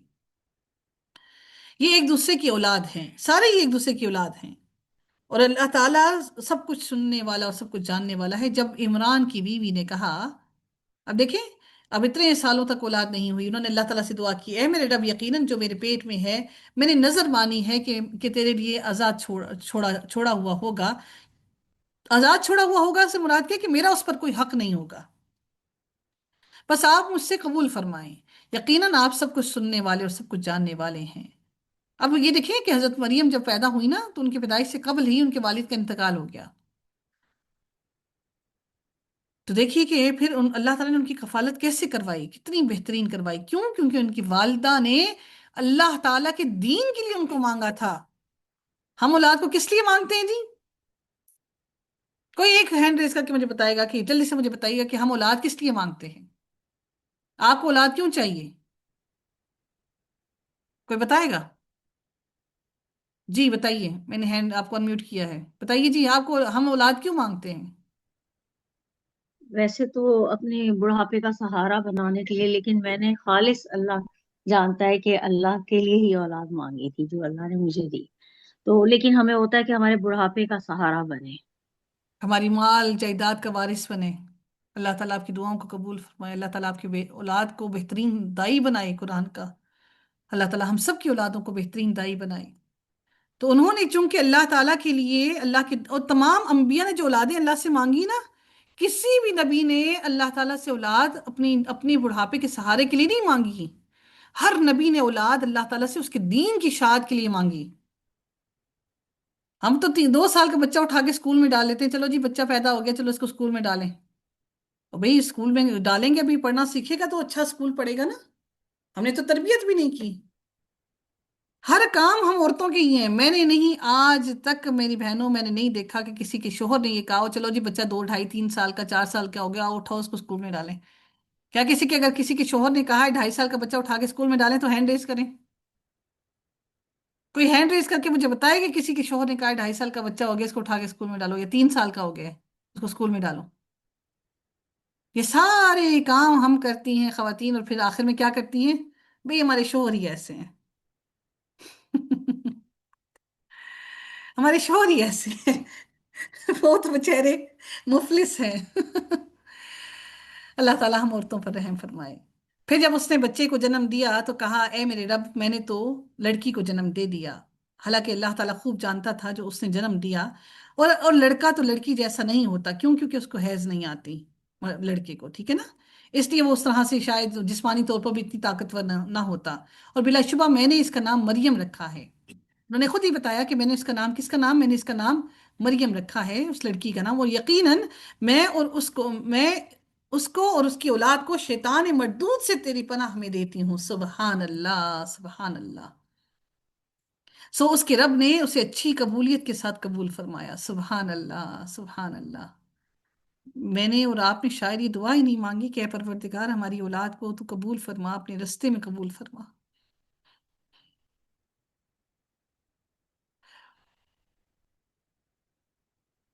والد فوت ہو گئے، اب ماں بھی، ماں کیسے اس کی کیڑے پرورش کرتی، اللہ کی راہ میں بھی دے دیا، اب کیا کریں؟ اور اس کی بہترین پرورش کی اور زکریا کو اس کا سرپرست بنایا۔ حضرت زکریا جو ہے نا وہ ان کے کچھ روایات میں آتا ہے کہ وہ ان کے خالو تھے، تو انہوں نے پھر اللہ تعالیٰ نے ان کو سرپرست بنایا، وہ ان کی، اور ان کی بھی اولاد نہیں دیکھیں زکریا۔ اچھا ہمارے ہاں کا کسی کے ایک کے بچہ نہ ہونا تو اگر کسی ایک بہن کی اولاد نہ ہو تو دوسرے بہن کے لیے کوئی شادی ہی نہیں کرتا، بھی اس کی اولاد نہیں ہو تو دوسری بہن میں بھی یہ کوئی نہ کوئی نقص ہوگا۔ زکریا جب کبھی اس کے پاس عبادت خانے میں آتے اور اس کے پاس رزق پاتے تو وہ پوچھتے مریم یہ تیرے پاس کہاں سے آیا؟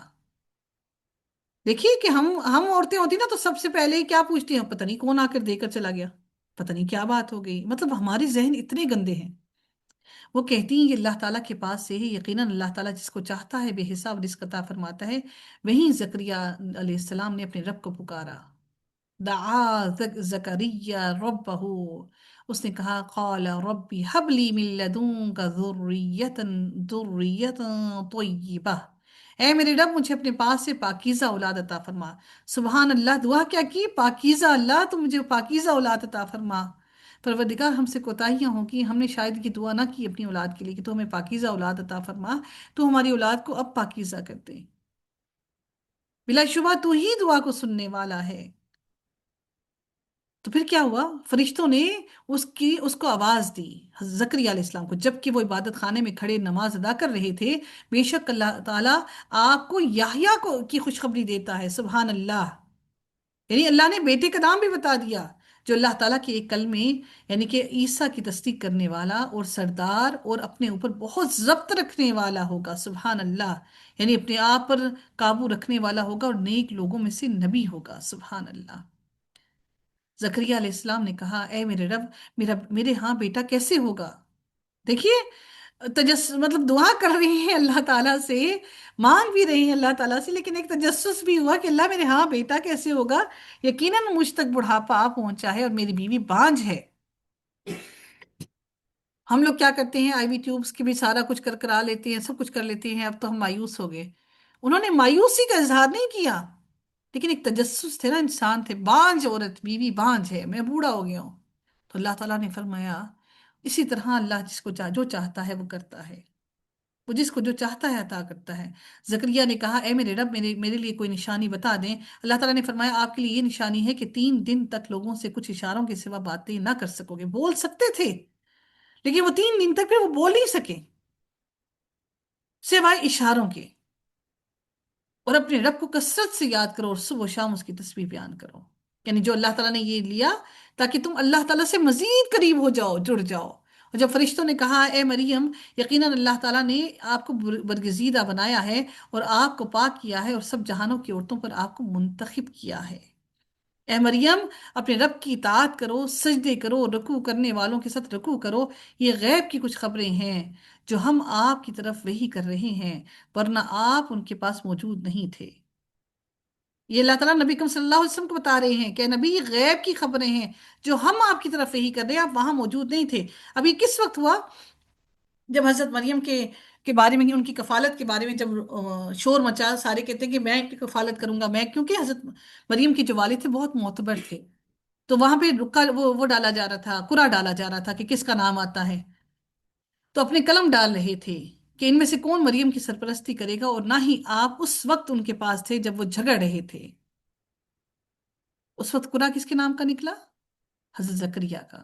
جب فرشتوں نے کہا اے مریم یقیناً اللہ تعالیٰ آپ کو اپنی طرف سے ایک کلمے کی خوشخبری دیتا ہے، اس کا نام یعنی کلمہ کہا جاتا ہے بات، کلمہ عربی زبان میں بات کو کہتے ہیں، ٹھیک ہے، اور اللہ تعالیٰ نے ان کا نام بھی خود ہی منتخب کر لیا، اس کا نام مسیح عیسیٰ ابن مریم ہوگا، وہ دنیا اور آخرت میں بہت مرتبے والا اور مقرب بندوں میں سے ہوگا، اور وہ گود میں بھی اور ادھیڑ عمر میں بھی لوگوں کی باتیں کرے، لوگوں سے باتیں کرے گا، اور وہ نیک لوگوں میں سے ہوگا۔ مریم نے کہا، اے میرے رب، میرے ہاں لڑکا کیسے ہوگا، حالانکہ کسی نے مجھے ہاتھ تک نہیں لگایا۔ تو اللہ تعالیٰ نے فرمایا، اسی طرح اللہ تعالیٰ جو چاہتا ہے پیدا کرتا ہے۔ اب ایک اور بات سمجھنے کے لیے سوچیے گا، اس سے قبل اللہ تعالیٰ نے حضرت زکریا علیہ السلام کو اولاد عطا کی، اس کی خوشخبری عطا کی، دیکھیں وہی ٹائم پیریڈ ہے۔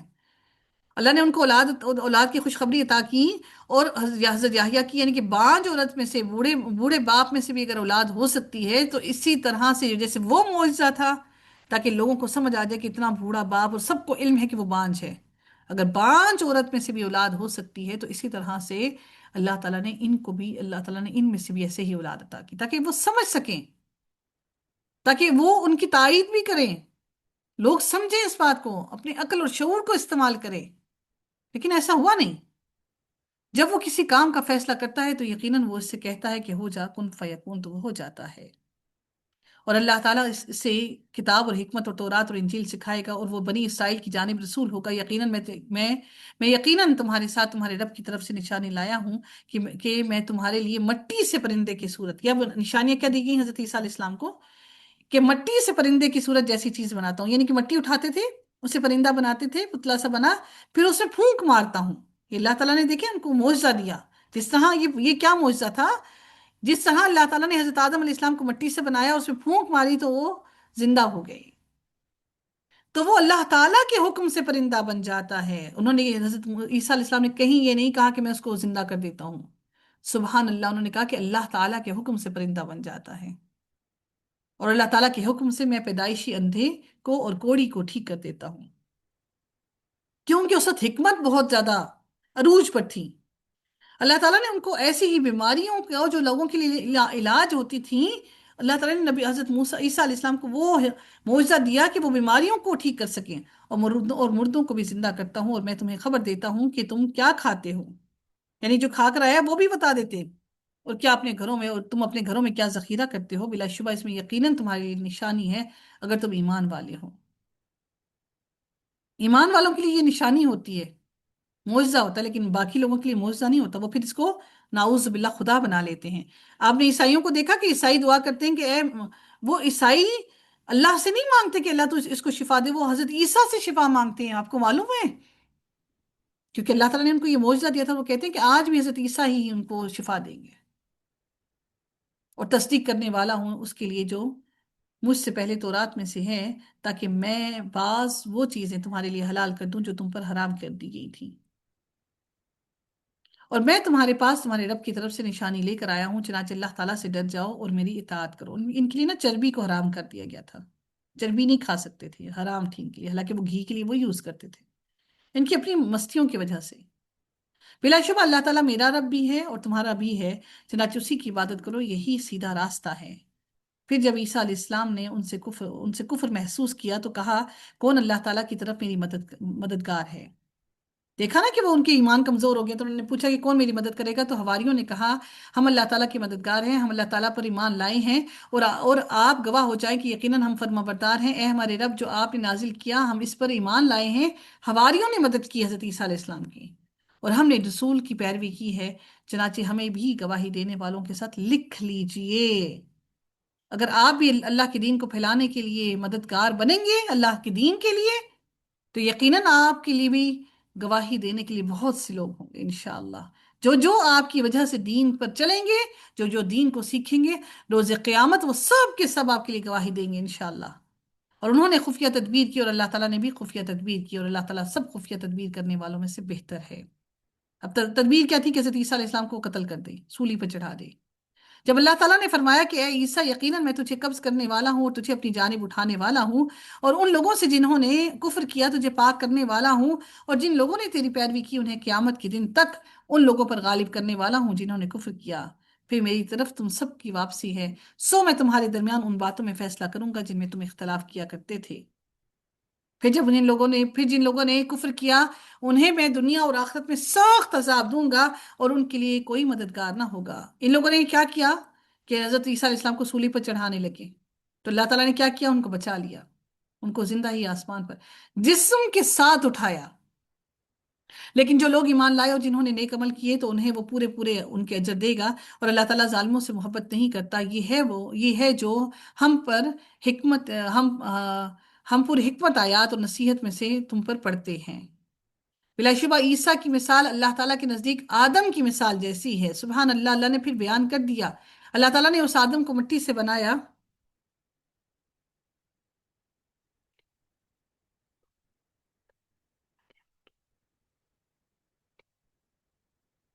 یہی حق ہے تیرے رب کی جانب سے۔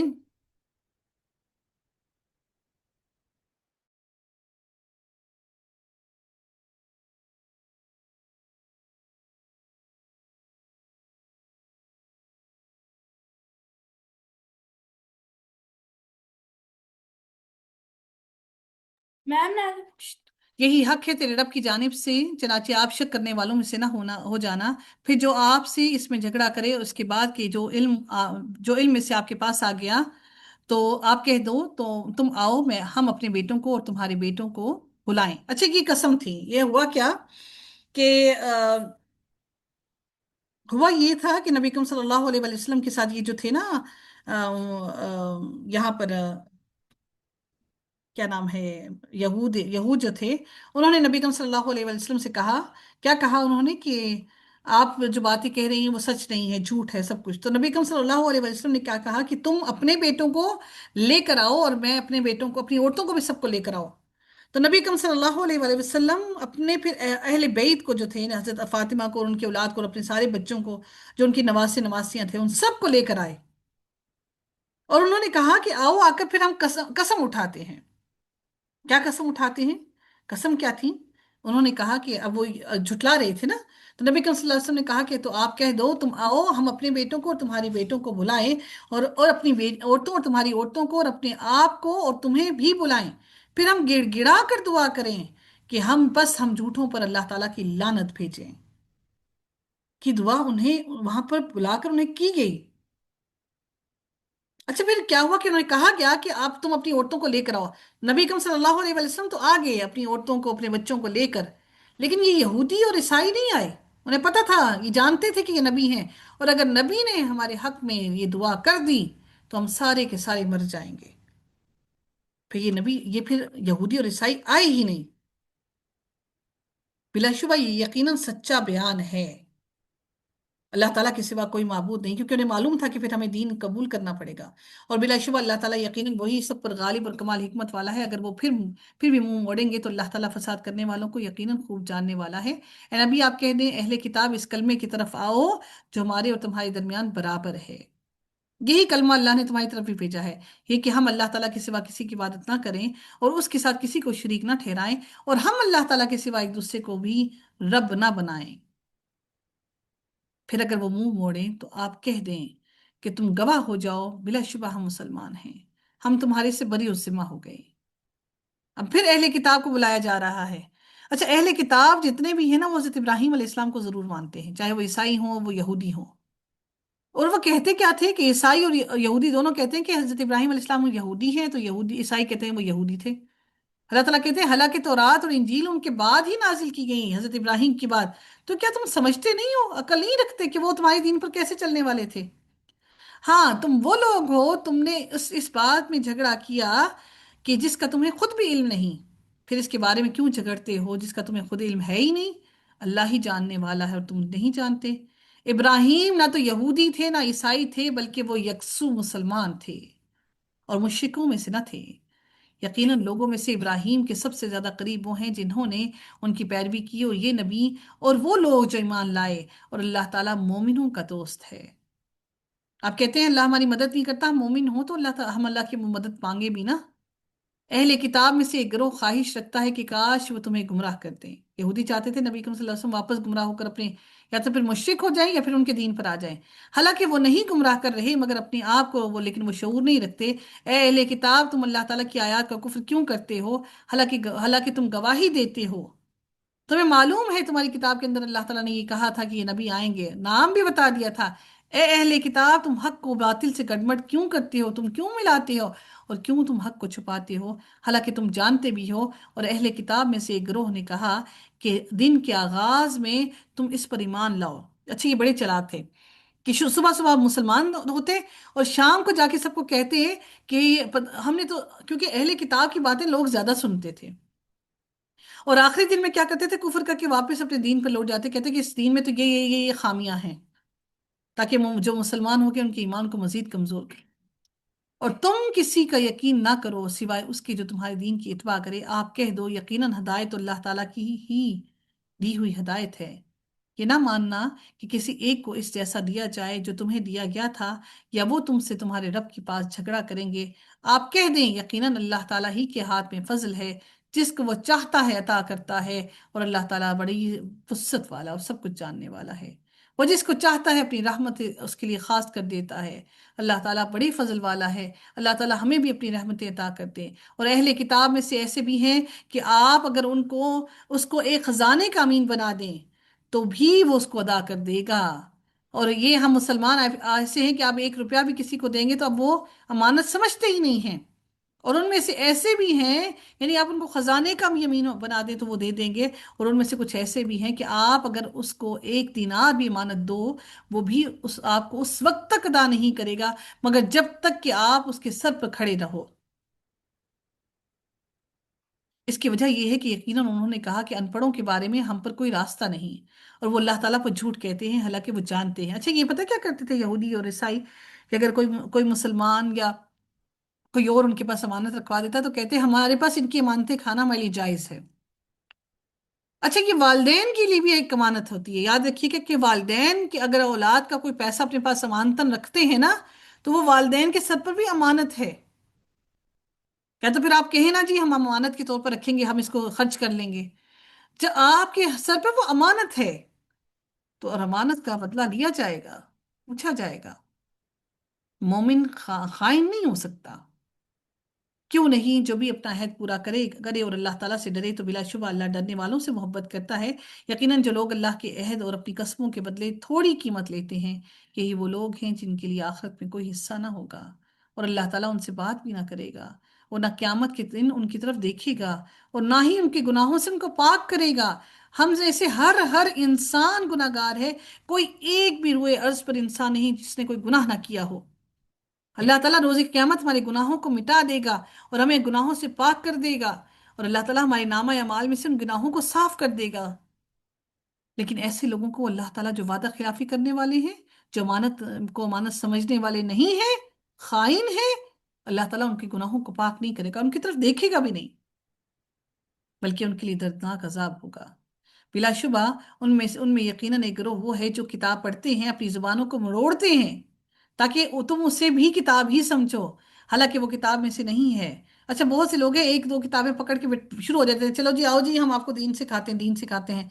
दीन तो कुरान है। आम किताबों से आप दीन क्या सीख रहे हैं? सिर्फ किताबें, वो तो इंसान की लिखी हुई किताबें हैं। और वो कहते हैं कि ये अल्लाह ताला की जानिब से है, हालांकि वो अल्लाह ताला की जानिब से नहीं। और वो अल्लाह ताला पर झूठ कहते हैं, हालांकि वो जानते हैं किसी इंसान को ये हक नहीं कि अल्लाह ताला उसे किताब और हिकमत और नबूवत दे, फिर वो लोगों से कहे कि अल्लाह ताला को छोड़कर मेरे बंदे बन जाओ। हम यही चाहते हैं ना, मर्तबा, इज्जत, रुतबा, बस हमसे जुड़े रहें जी। अच्छा, बहुत से लोग अब जो पढ़ाना शुरू हो जाते हैं वो कहते हैं कि नहीं, हमने पढ़ा दिया, अब ये हमारे साथ ही रहें कि ये और ना निकल जाए। हम अल्लाह के दीन के लिए मदद कर रहे हैं, कोशिश कर रहे हैं। जहां चाहे आप लोग जाएं, किसी को बांध के नहीं, मैं ये कहती कि मेरे साथ बांध के मैं पकड़ के रख लूं। जो जहां चाहता है जाए, खुला आजाद छोड़ दें, जहां चाहता है अल्लाह की राह के लिए, अल्लाह के लिए काम करें। बल्कि रब वाले हो जाओ, बल्कि क्या है, बात क्या करूं उन लोगों के लिए कि रब वाले हो जाओ इस वजह से जो तुम किताब सिखाते थे, और उस वजह से जो तुम पढ़ते थे। और ना ही वो तुम्हें यह हुक्म देगा कि तुम फरिश्तों और नबियों को रब बनाओ। यानी जो अल्लाह की तरफ बुलाने वाला है वो तुम्हें ये नहीं कहेगा कि इनको रब बना लो। किसी ने फरिश्तों को अल्लाह की बेटियां बनाकर रब बना लिया, नबियों को अल्लाह के बेटे बना के नाउज़ बिल्ला रब बना लिया। क्या वो तुम्हें कुफ्र का हुक्म देगा? जो नबी है वो तुम्हें कैसे तुम्हें जहन्नुम के हवाले करेगा, इसके बाद कि तुम फर्माबरदार हो जाओ। और जब अल्लाह ने नबियों से पुख्ता अहद दिया कि यकीनन जो जो मैं तुम्हें किताब और हिकमत में से अता करूंगा, फिर तुम्हारे पास एक रसूल आ जाए तो तस्दीक करने वाला हो, यानी कि तुम्हारी तौरात और इंजील को मानने वाला हो कि हाँ ये किताब अल्लाह की ही दी हुई है। हालांकि यहूदी ईसाइयों को नहीं मानते, ईसाई यहूदियों को नहीं मानते। तो हर नबी करीम सल्लल्लाहु अलैहि वसल्लम तो सबको मानते थे कि हाँ भाई ये किताब अल्लाह की है। اس کے لیے جو تمہارے پاس ہے تو لازماً تم اس پر ایمان لاؤ اور تم ضرور اس کی مدد کرو گے۔ اللہ تعالیٰ نے فرمایا کیا تم اقرار کرتے ہو اور اس پر میرا عہد قبول کرتے ہو؟ انہوں نے کہا ہاں ہم نے اقرار کیا۔ قالوا اقررنا، اللہ تعالیٰ نے فرمایا پھر گواہ رہو اور میں بھی تمہارے ساتھ گواہوں میں سے ہوں۔ پھر اس کے بعد جس شخص سے منہ موڑا تو وہی لوگ نافرمان ہیں۔ کیا وہ اللہ تعالیٰ کے دین کے سوا کسی اور کو تلاش کرتے ہیں؟ آپ نے جو یقین کرے زندگی میں جو بھی بدعتیں اپنی زندگی میں شامل کر لی نا، روز قیامت ان تمام لوگوں کو نبی کریم صلی اللہ علیہ وسلم سے دور ہٹا لیا جائے گا۔ اور کیا کہا جائے گا کہ نبی آپ کو نہیں معلوم کہ انہوں نے آپ کے بعد دین میں کیا کیا شامل کر لیا؟ دین تو میرے رب کا تھا۔ حالانکہ آسمان اور زمین کی ہر چیز خوشی سے یا ناخوشی سے اللہ کی ہی فرما بردار ہے اور اسی کی طرف وہ لوٹائے جائیں گے۔ آپ کہہ دو کہ ہم اللہ تعالیٰ پر ایمان لائے اور اس پر بھی جو ہمارے اوپر نازل کیا گیا، اس پر بھی جو ابراہیم، اسماعیل، اسحاق اور یعقوب اور ان کی اولاد پر نازل کیا گیا، اور اس پر بھی جو موسیٰ اور عیسیٰ کو اور تمام انبیاء کو ان کے رب کی طرف سے دیا گیا۔ ہم ان میں سے کسی ایک کے درمیان، کسی ایک بھی نبی کی تعلیم کے درمیان میں فرق نہیں کرتے، ہم اسی کی اطاعت کرتے ہیں۔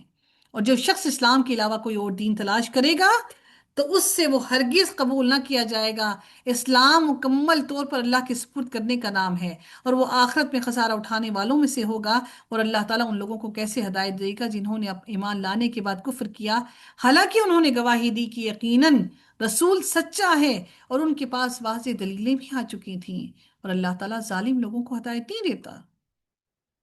ہم کہتے ہیں اولاد ہماری ہدایت پر کیوں نہیں آتی؟ کیوں نہیں آتی؟ کیونکہ ظلم ہی اتنے کر دیے اپنے آپ کے ساتھ، تو ظلم اللہ ظالموں کو کیسے ہدایت دے گا؟ اللہ ہم پر رحم فرمائے۔ یہ لوگ یہی سزا ہے ان کے لیے، ان کی کہ یقیناً ان پر اللہ کی اور فرشتوں کی اور وہ سارے انسانوں کی لعنت ہے۔ اس میں وہ ہمیشہ رہنے والے ہیں، ان سے عذاب ہلکا نہ کیا جائے گا اور نہ ہی مہلت دی جائے گی، مگر جن لوگوں نے اس کے بعد توبہ کی اور اپنی اصلاح کی تو بلا شبہ اللہ تعالیٰ بے حد بخشنے والا، نہایت رحم کرنے والا ہے۔ یقیناً جن لوگوں نے اپنے ایمان کے بعد کفر کیا پھر کفر میں بڑھتے ہی گئے، ان کی توبہ ہرگز قبول نہ کی جائے گی، اور وہی لوگ گمراہ ہیں۔ یقیناً جن لوگوں نے کفر کیا اور مر گئے اسی حال میں کہ وہ کافر تھے، تو ان میں سے کسی ایک سے اگر وہ زمین بھر کر بھی سونا لے کر آئے اللہ کے پاس تو وہ بھی ان کو فدیے کے طور پر قبول نہیں کیا جائے گا۔ آج اللہ نے وقت اور زندگی اور لمحہ اور مہلت دے دی ہے، آج کوشش کر لیں۔ یہی لوگ ہیں جن کے لیے دردناک عذاب ہے اور ان کے لیے کوئی بھی مددگار نہ ہوگا۔ اللہ تعالی ہم سب پر رحم فرمائے، ہماری کوتاہیوں غلطیوں کو معاف کر دے، ہماری آل اولاد کو سنوار دے۔ اللہ رب العزت ہماری گناہوں کو معاف کر دے۔ اللہ تعالیٰ ہمارے والدین کی مغفرت فرما دے، جو دنیا سے چلے گئے اللہ تعالیٰ ان کی مغفرت فرما دے، ان کو جنت الفردوس میں اعلیٰ ترین مقام عطا کر دے۔ اللہ تعالیٰ ہمیں بھی اپنی رضا کے مطابق عمل کرنے والا بنا لے۔ اللہ تعالیٰ ہمارے گناہوں کو بخش دے، ہماری اولاد کو اپنے تابع بنا لے، ان کے لیے بھی قرآن سیکھنا، سکھانا، پڑھنا، پڑھانا آسان کر دے، ہماری آنے والی نسلوں کو سنوار دے، ان کو اپنے دین سے جوڑ لے، قرآن کا داعی بنا دے، قرآن کی خدمت کرنے والا بنا دے۔ اللہ تعالیٰ دنیا سے جتنے بھی مسلمان مومنین اور مومنات چلے گئے سب کی مغفرت فرمائے۔ اللہ تعالیٰ ہمارے آباء و اجداد پر رحم فرمائے، ان کی قبروں کو کشادہ کر دے۔ اللہ تمام بیماروں کو شفا عطا کرے، جہاں جہاں مسلمان جس جس تکلیف میں ہیں، رب کائنات ان ساروں کی تکلیفوں کو دور کر دے، تمام بیماروں کو شفا عطا کر دے۔ اللہ تعالیٰ ہمارے گھروں میں خیر نازل کر دے، ہماری اولادوں کو سنوار دے، ہم سے ایسی تربیت کروا لے کہ ہم ان کو بہترین مسلمان بنا سکیں۔ اللہ تعالیٰ ہماری خطاؤں کو معاف کر دے۔ جن کے حق میں کوئی دعا کرنے والا نہیں، اللہ تعالیٰ ان کے حق میں ہماری دعاؤں کو قبول کر لے۔ جن کے لیے کوئی صدقہ جاریہ کے اسباب نہیں، اللہ تعالیٰ ان کے لیے صدقہ جاریہ کے اسباب بنا دے۔ جن کی اولادیں نہیں، اللہ تعالیٰ ان کو اولاد نرینہ عطا کر دے، صالح اور نیک اولاد عطا کر دے۔ اللہ تعالیٰ ہمیں دین اسلام پر عمل کرنے والا بنا دے اور اس پر استقامت نصیب فرما لے۔ یا اللہ تو ہماری دعاؤں کو ہم سب کے حق میں قبول فرما لے، ہم ایک دوسرے کے حق میں قبول فرما لے، ہمیں دین سے جوڑے رکھ، اپنی رضا کے لیے ہمارے دلوں میں ایک دوسرے کے لیے محبت پیدا کر دے، ہمارے دلوں میں وسوسے نہ آنے دے، حسد سے محفوظ کر لے۔ وآخر دعوانا ان الحمد للہ رب العالمین۔ صلی اللہ تعالی علی خیرہ خلقہ اجمعین برحمتک یا ارحم الراحمین سبحانک اللہم و بحمدک نشہد اللہ الہ الا انت نستغفرک و نتوب الیک۔ السلام علیکم ورحمۃ اللہ وبرکاتہ۔